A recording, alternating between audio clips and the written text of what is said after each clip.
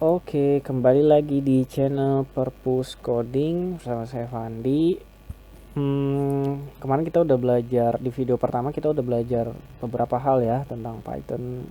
Kita belajar variabel, kemudian ada menggunakan operasi matematika dalam Python, kemudian juga ada convert tipe data ya. Ini tipe data integer, ada float juga. Langsung aja kita sekarang ke yang kedua ya. Kita tulis aja di sini belajar 2 ya. Belajar 2 kemarin disimpannya di lokasi local disk C ya. Langsung aja kita buat belajar 2. Gini ya. Dalam Python, kalau kalian install Python itu ada idle ini kayak terminal gitu. Kalian bisa nulis kode Python kalian di sini. Sebenarnya bahasa pemrograman Python itu sering digunakan di beberapa terminal operating system kayak Linux. Itu kepake juga ya bahasa Python. Jadi kalau kalian mau nulis program kalian di sini juga bisa. Misalnya contohnya ya, print hello world.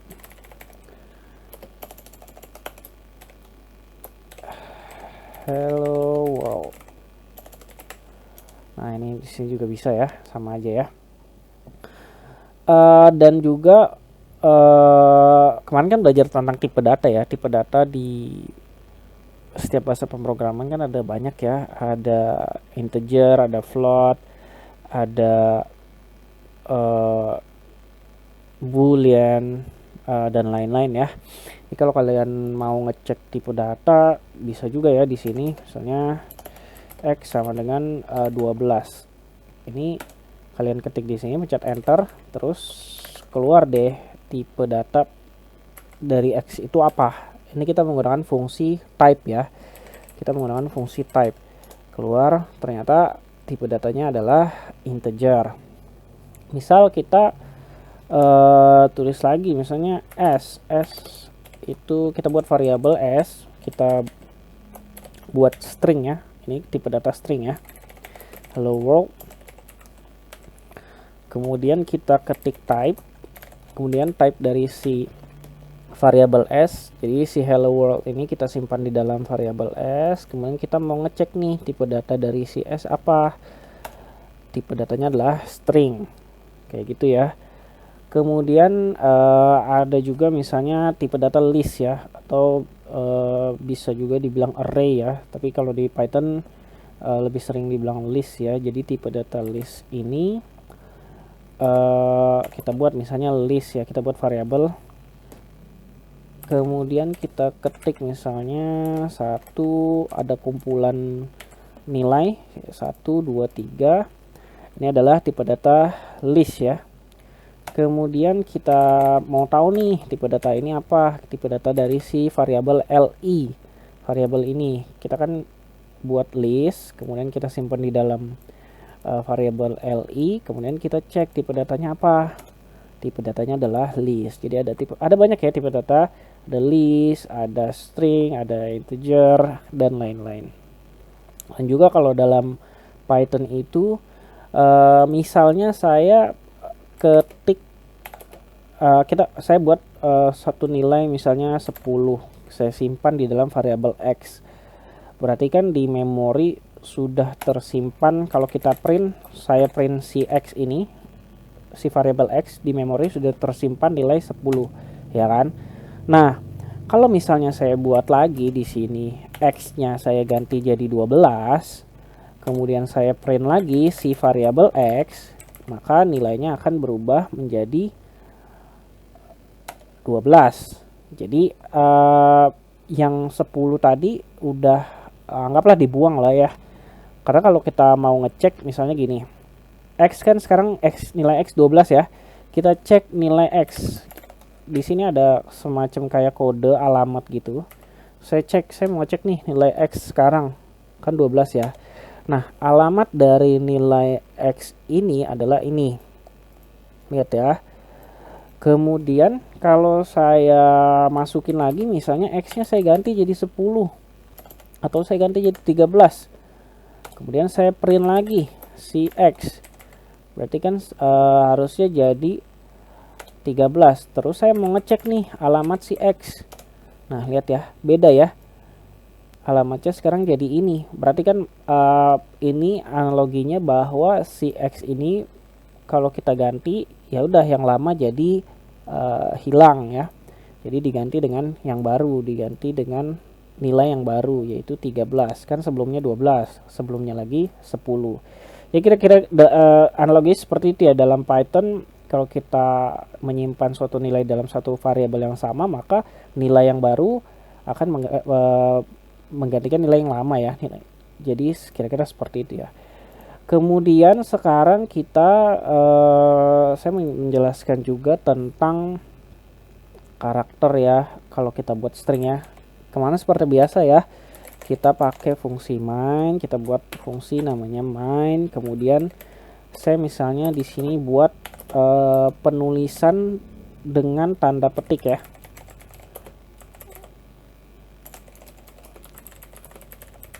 Jadi kalau dalam string itu bisa pakai petik 1, bisa pakai petik 2, bisa pakai petik 3.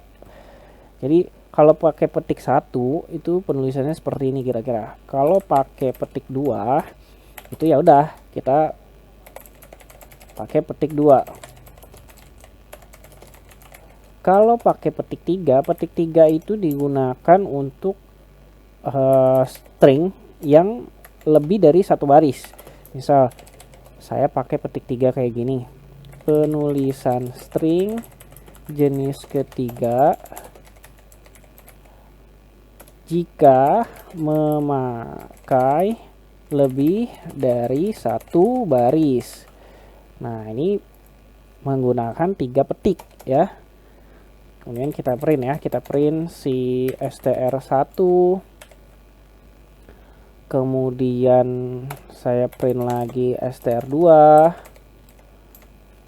Kemudian saya print lagi str3. Kemudian saya panggil ya, saya panggil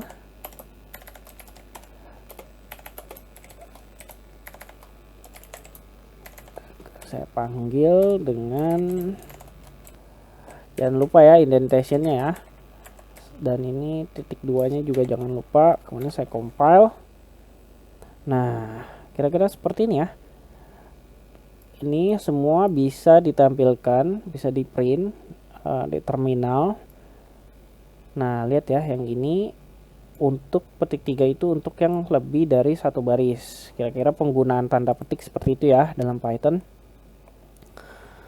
Kemudian ada namanya karakter escape sequence.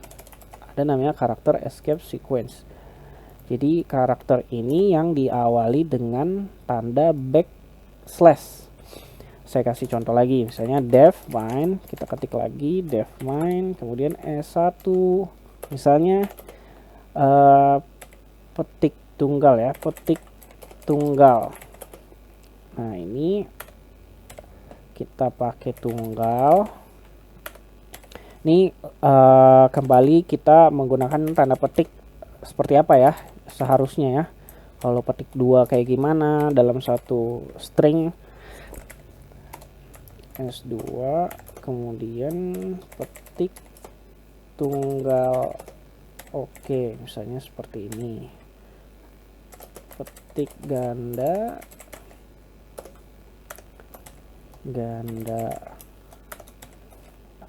kira-kira seperti ini ya. Kemudian S3 baris pertama, kemudian baris kedua. Kemudian kita print S1, kemudian print S2, kemudian print S3.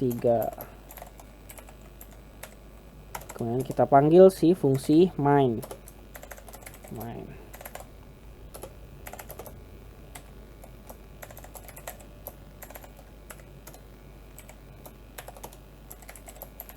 Ya, kira-kira seperti ini ya. Jadi gini ya, penggunaan tanda petik itu kalau misalnya saya mau menggunakan tanda petik satu, petik tunggal, di dalam petik tunggal, awalan petik tunggal, maka saya harus menggunakan backslash ya.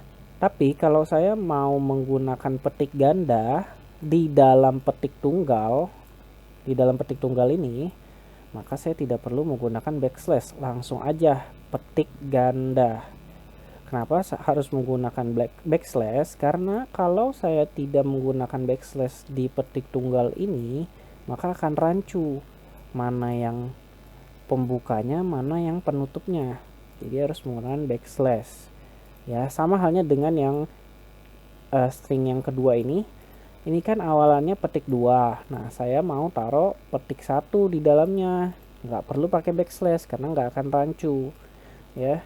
Jadi langsung aja petik 1. Tetapi kalau saya mau taruh string dengan petik 2 di dalam petik 2, maka harus pakai backslash karena akan rancu mana yang pembuka, mana yang penutupnya. Jadi harus pakai backslash. Kira-kira seperti itu ya. Jadi ini disebut escape sequence, karakter escape sequence, yaitu berawalan dengan backslash. Kemudian ini juga disebut karakter escape sequence. Ya, kira-kira seperti itu ya. Kalau saya compile ini, ini salah ya. Jadi ini name ya. Kalau saya compile,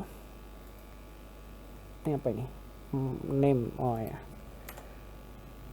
Kalau saya compile, maka dia, lihat ya, petik tunggal, di dalamnya ada petik tunggal, kemudian petik ganda, di dalamnya ada petik ganda di dalam petik tunggal. Jadi ini penggunaan tanda petik ya di dalam satu string.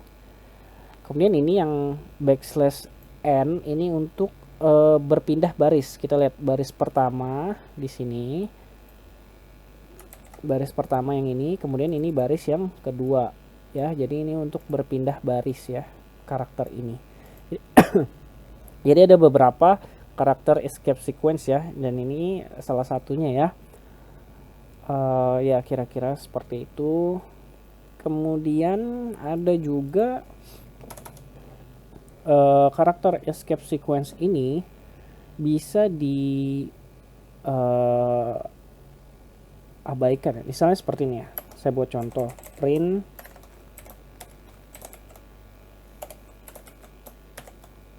misalnya saya mau menggunakan seperti ini ya, mau ngeprint seperti ini misalnya.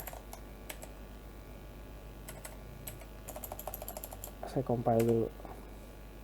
Nah, lihat ya. Lihat, saya kan ngeprint ini ya, string C petik 2 harusnya slash new slash test ya. Tapi kenapa hasilnya jadi kayak gini? Karena backslash n itu untuk new line. Jadi untuk baris selanjutnya. Jadi setelah C, kemudian ke baris selanjutnya yaitu new. Tapi karena n-nya dipakai untuk si backslash ini, maka jadi hanya ada karakter E dan W ya. E, W. Nah, terus kemudian si backslash satunya lagi ini terpakai dengan T, jadi backslash T. Nah, ini untuk tab. Makanya di sini ada spasi, ada renggang yaitu tab ya. Ini menggunakan tab. Jadi setelah EW kemudian menggunakan si backslash T ini tab, kemudian yang dihasilkan hanya EST saja. Jadi kalau kita menggunakan escape sequence, menggunakan ini harus berhati-hati juga ya, harus tahu penggunaannya juga. Nah, makanya solusinya adalah bisa dengan cara seperti ini, print, kemudian kalau kita buat string yang sama, nah backslashnya kita tambahin aja 1, jadi kayak kira-kira seperti ini. Maka kalau seperti ini hasilnya akan benar ya, seperti ini ya. benar ya, seperti ini. Jadi kalau mau menghindari kesalahan seperti ini, maka backslashnya harus 2. Jadi nanti kalau di print akan benar. Kemudian bisa juga dengan raw string ya. Raw string tuh jadi bisa mengabaikan semua karakter escape sequence dalam string. Contohnya gini, saya kasih aja karakter R di depannya, kemudian new, kemudian tes. Nah, kira-kira seperti ini ya. Kan kalau yang ini kan hasilnya jadi kayak gini ya, jadi salah gitu ya. Kalau ini bisa, solusinya bisa dengan ini, yaitu dengan menambahkan satu lagi backslash. Bisa juga dengan seperti ini.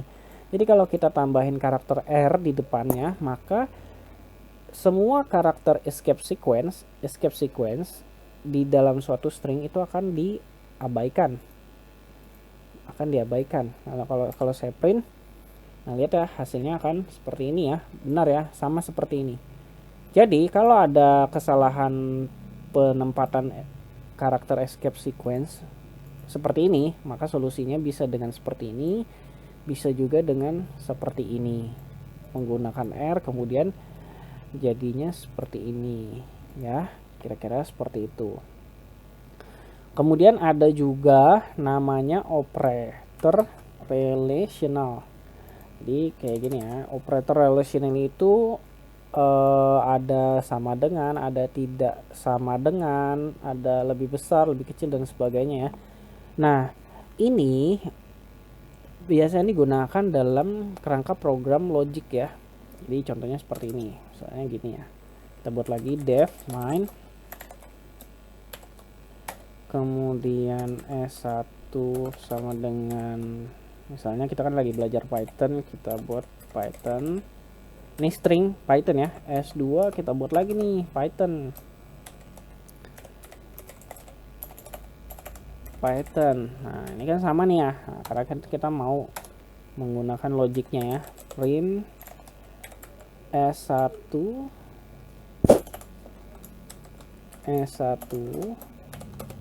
itu kita print S1 dulu, kemudian kita print S2, kemudian kita print S2, kemudian di sini ada logiknya ya. If S1 sama dengan S2, print S1 sama dengan S2. Else print S1 tidak sama dengan S2. Kita panggil kodenya, kita panggil fungsi mainnya. If name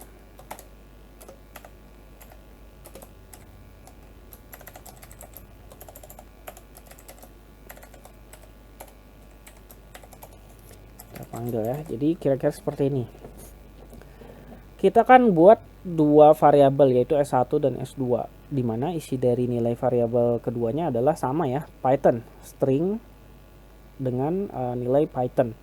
Nah, kita print seperti biasa S1-nya, kita compile dulu ya, kita compile. Nah, ini diabaikan ya yang atasnya ya. Sekarang kita dari sini ya. Kita print S1 Python, S2 kita print juga Python. Nah, logiknya di sini adalah ketika S1, jika S1 sama dengan S2, yaitu Python sama dengan Python, maka yang di print adalah program ini, yaitu print S1 sama dengan S2. Jika kebalikannya, jika S1 tidak sama dengan S2, yaitu else, maka yang di print adalah yang ini, S1 tidak sama dengan S2. Karena S1 sama dengan S2, maka yang di print adalah yang ini. Beda halnya kalau S1 tidak sama dengan S2. Misal, saya buat Ruby. Berarti kan S1 tidak sama dengan S2 ya. Berarti yang di print nanti yang ini. Kita compile. Nah, lihat ya. Yang di print adalah S1 tidak sama dengan S2. Yang di print adalah program yang bawahnya.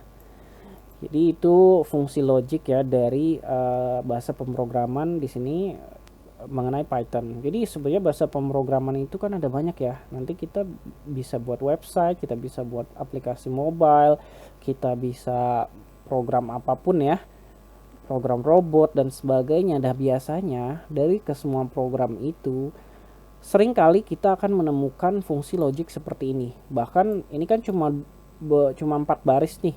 Bahkan kalau udah program yang rumit itu ini bisa banyak sekali fungsi logik seperti ini. Dan yang biasanya yang paling sering itu kita temukan operator relasional yang ini dan juga yang ini ya, sama dengan atau tidak sama dengan, biasanya seperti itu. Bisa juga pakai ini, bisa juga pakai ini, semuanya mungkin terjadi ya. Jadi intinya ini adalah fungsi logik dari bahasa pemrograman. If, else, nah nanti ada lagi yang lainnya kira-kira seperti itu. Saya kasih contoh satu lagi ya. Misalnya kemarin kan kita belajar bilangan bulat ya dan juga bilangan real. Nah kita buat program lagi nih, misalnya def main S1. Kan kemarin kalau kita mau taruh bilangan bulat 30 harus di convert dulu ya, di convert ke integer misalnya. Nah di convert dulu ke integer. S2 saya mau bikin 20, berarti di convert juga nih. Kemudian saya print, kemudian S1. Nah jangan lupa ya, kemarin ada karakter ini ya untuk bilangan bulat. Yang masih ingat kemarin kalau mau menampilkan bilangan bulat perlu karakter ini, kemudian S1 kita pakai karakter itu, kemudian kita print S2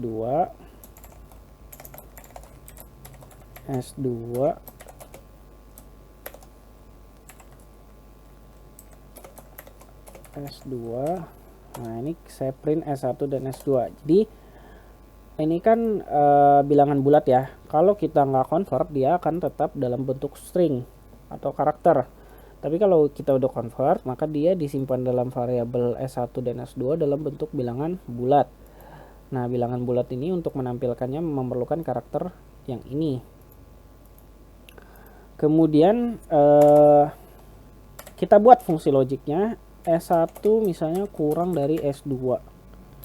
Fungsi logiknya seperti ini misalnya. Berarti print S1 kurang dari S2.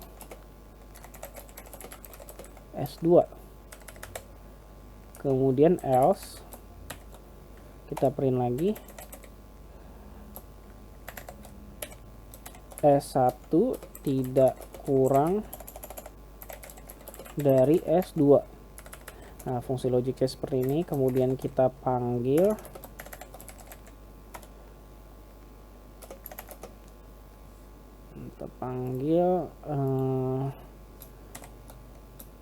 fungsi mainnya ya. Jadi kira-kira seperti ini ya. Ini fungsi logik lagi, ini variabel, kemudian ini kita ngeprint variabelnya, nilai di dalam variabelnya. Jadi jangan lupa ya, ini adalah fungsinya, ini adalah isi dari fungsinya, kemudian kita panggil dengan sintaks seperti ini. Nah kalau saya compile, nah kita mulai dari yang sini ya, yang ini ya, kita mulai dari yang ini. Nah kita lihat S1 bilangan bulat 30 sudah dikonvert menggunakan tipe data integer, disimpan S1 di sini. S2 juga 20 di print dengan karakter ini, S1-nya 30, kemudian S2-nya 20. Kita print ya. Nah, baru fungsi logiknya. S1 kurang dari S2 itu benar apa enggak? Salah ya, karena S1 itu 30. Dia harusnya lebih besar dari S2. Berarti yang ini salah dong. S1 kurang dari S2 salah dong. Ya, karena S1 lebih besar dari S2, 30 lebih besar dari 20. Berarti yang ini tidak akan jalankan, programnya tidak akan ditampilkan. Nah, maka yang ditampilkan adalah yang ini, yang statement else-nya, bukan statement if-nya. Jadi yang akan ditampilkan yang ini, S1 tidak kurang dari S2. Kira-kira seperti itu ya. S1 tidak kurang dari S2. Jadi operator rasional ini banyak ya, ada kayak gini lah ya. Ada tidak sama dengan, ada sama dengan. Nah, penggunanya itu yang banyak dalam suatu program skala besar misalnya. Jadi biasanya sering digunakan fungsi logik seperti ini ya. Di pemrograman apapun ada fungsi logik ya. Mau kalian buat apapun pasti ketemu dengan hal seperti ini. Dan kalau sudah buat program yang banyak itu bisa panjang banget, cuma isinya fungsi logik doang. Jadi harus tahu ya konsep seperti ini.